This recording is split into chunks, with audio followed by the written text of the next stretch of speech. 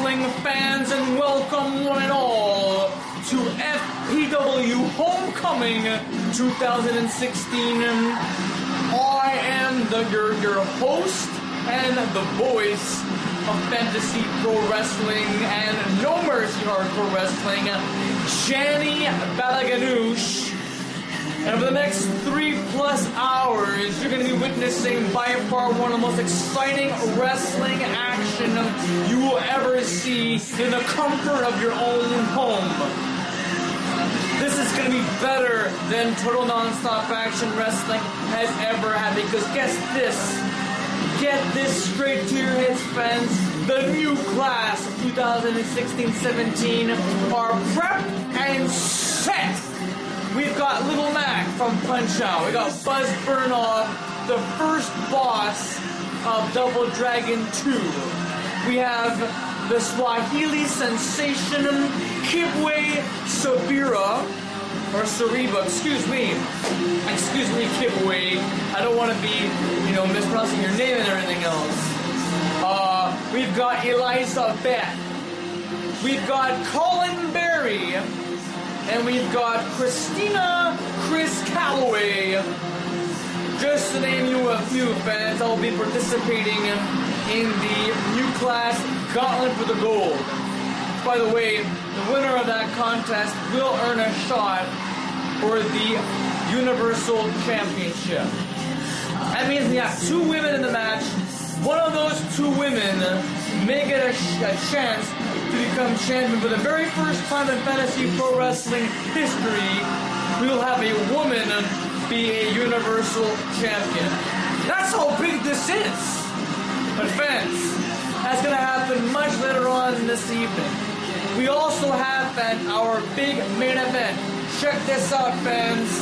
For the FPW Championship of the Universe, Brandon Wolf has to defend that title, defend the Universal title against not 1, not 2, but 3 superstars in Captain Obvious, Pantalix, and Titanium. Each one of those men have earned a right to compete in that match, and it will all be inside Hell in a Cell. We have many more championship matches to come, folks, especially coming up right here and right now. Moments from now, we're going to start our first contest.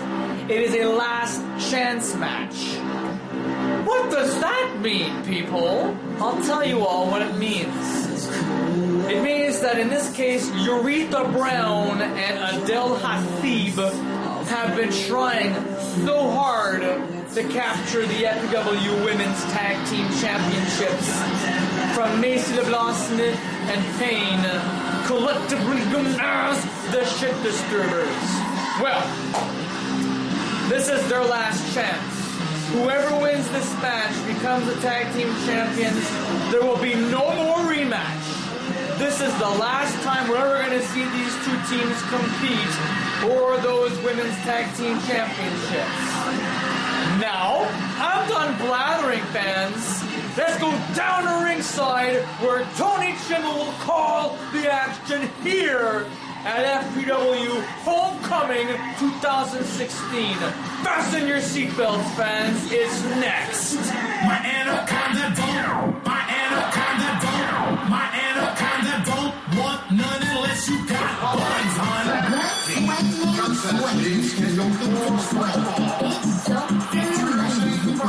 From Miami, Florida.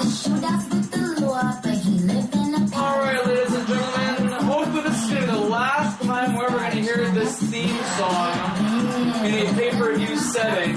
Eureka Brown, ladies and gentlemen, she is the causality as to why there is a last chance match. She did put Daphne on a really bad predicament from that first blood match last month. A record-breaking 7 minutes. 7 seconds. I'm not joking, fans. That's how long the first blood match took. 7 seconds. And I'm sure that Macy LeBlanc, Smith, and Payne are not very happy about competing in another match with Adele Hassib and Aretha Brown. Ladies and gentlemen, FPW Homecoming 2016 is brought to you by Five Alive. That cold, refreshing beverage to start the new school year.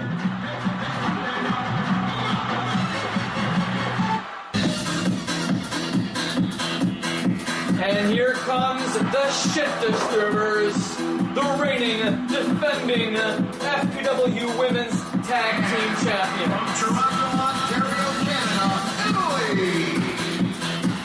They have been the Women's Tag Team Champions for as long as I can remember. But all three members of the Shit Disturbers, including Killer Kyle, who will be competing later on this evening, defending the Women's Championship against Jersey Jackson, one half of the Starlets, and Wendy Savage, the sole remaining member of Soul Calibur 6. By the way, fans, since we're on that topic right now, Shyla is no longer in Fantasy Pro Wrestling. I shall repeat, Shyla is no longer competing for Fantasy Pro Wrestling. From Toronto, Ontario, Canada. She has gone back to her homeland to pursue in what she does best. That is to aim for the Soul Edge. She'll probably be featured in the newest Soul Calibur game whenever that game comes out. But here we go, ladies and gentlemen.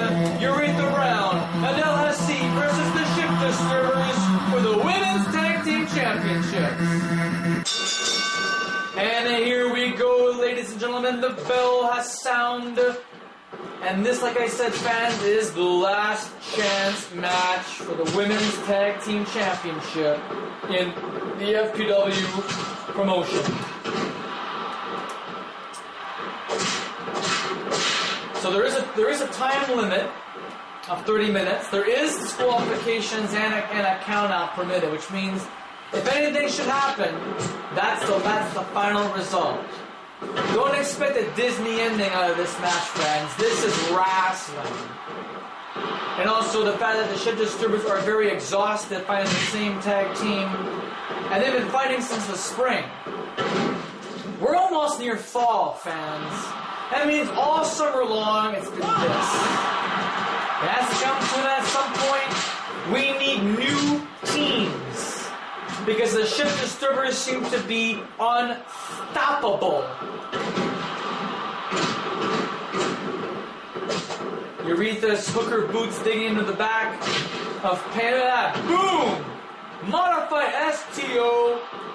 But before that, she actually nailed a knee strike to the skull to make her opponent dizzy. Here is Adele Hassib and a double teamage. Look at this. I call it tossing the garbage or throwing out the trash. Or tossing out the trash.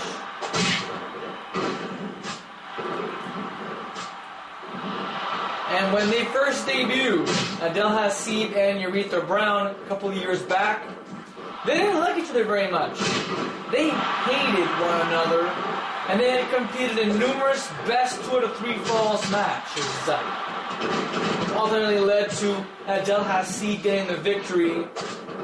Aretha Brown didn't get much success. She had one main event at Catfight 2015, where she unsuccessfully challenged the FPW Women's Championship. Tough titties, but in this business, anything can happen. And anyone can be a champion, a veteran, or a legend at any given time. Now Aretha Brown's got a special, throwing out Payne outside the ring, but there's Macy LeBlanc Smith attempting to intercept, and the referee goes for the count.